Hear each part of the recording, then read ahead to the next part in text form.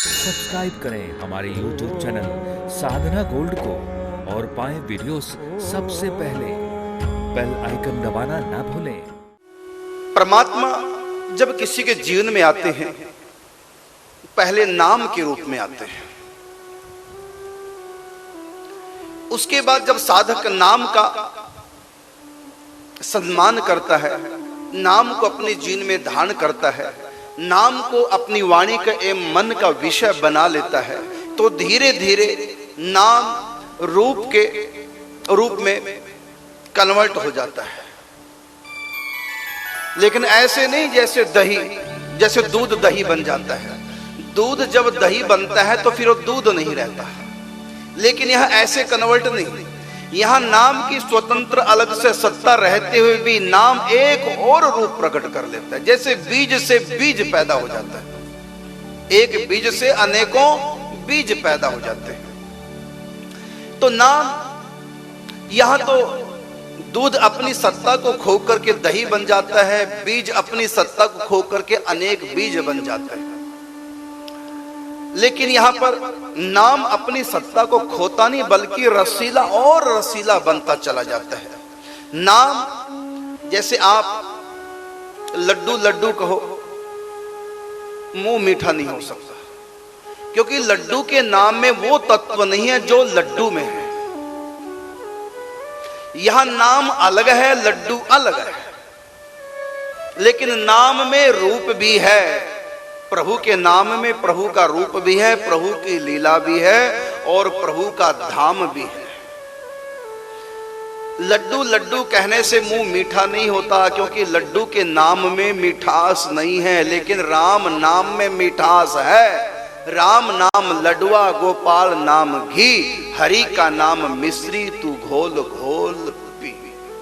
नाम में इतना रस है जितना भगवान में, नाम में इतना आनंद है जितना भगवान में। जैसे भगवान सच्चिदानंद रूप आए, वो आनंद स्वरूप है, ऐसी प्रभु का नाम भी आनंद स्वरूप है। आप कहेंगे फिर हम नाम जप करते हमको आनंद क्यों नहीं आ रहा है? जैसे साधारण शब्द है ऐसी राम नाम हमारे लिए। इसका उत्तर है, दुर्योधन के सामने कृष्ण पहुंच गए। दुर्योधन ने कृष्ण के दर्शन किए, कृष्ण से वार्तालाप भी की, लेकिन उसको रस ही नहीं आता। कहा तो गोपियां ग्वाल बाल एक क्षण भी देखे बिना व्याकुल हो जाते हैं। इतना रस है कृष्ण में, कृष्ण के रूप में इतना आनंद है, इतना सुख है, इतना रस है। उस सुख के बिना, श्री कृष्ण को देखे बिना त्रुटिर युगायते त्वाम पश्यताम, एक त्रुटि का समय, एक पल का समय भी उनको पहाड़ के समान लगता, युगों के समान लगता। कृष्ण को देखे बिना रह नहीं सकती, खाए बिना रह जाती हैं, संसार के हर सुख के बिना रह जाती है, लेकिन कृष्ण के रूप दर्शन का जो सुख है, उस सुख के बिना सखियां नहीं रह पाती। कितना सुख है, कितना आनंद है कृष्ण के रूप में। लेकिन यही रूप जब दुर्योधन के सामने जाता है तो दुर्योधन के ऊपर कोई असर ही नहीं होता।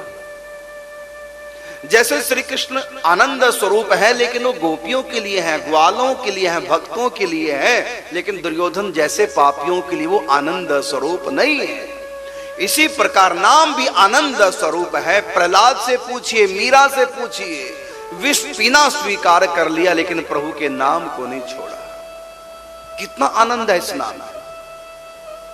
प्रहलाद ने कहा पिता हिरण्याकश्यप से, आपने एक बार मुझको अग्नि में जलाने की कोशिश की, दोबारा फिर आप प्रयत्न कर सकते हैं। मैं जलने को तैयार हूं प्रभु के नाम के साथ, लेकिन प्रभु के नाम के बिना मैं जीने को तैयार हूं। सोचिए प्रहलाद को कितना रस उस नाम में आ रहा था, क्योंकि प्रहलाद की चित्त शुद्धि हो चुकी थी और प्रहलाद के मन में संसार की कोई कामना नहीं, निष्काम होना ही चित्त शुद्धि है।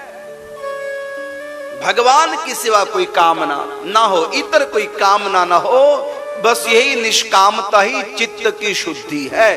प्रहलाद में कोई कामना नहीं, इसलिए चित्त शुद्ध है, और चित्त शुद्ध होने के कारण से प्रहलाद के सामने प्रभु का नाम वो रस दे रहा है जो प्रभु देते हैं। भगवान में जो रस है, जो आनंद है, वही आनंद प्रहलाद को भगवान के नाम में आ रहा है।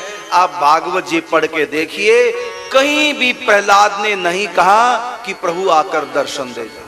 क्यों नहीं कहा? क्योंकि नाम में ही इतना आनंद आ रहा है, नाम में ही इतना रस आ रहा है, और किसी रस की आवश्यकता ही नहीं। जो शक्ति, जो आनंद, जो सुख भगवान में है, वही सुख प्रभु के नाम में है। लेकिन प्रकट कैसे होगा? इसका उत्तर है, आम का बीज खा के देखो, स्वाद नहीं होता, कसैला कसैला होता है, खाने लायक नहीं होता, खा नहीं पाओगे, स्वाद ही नहीं है।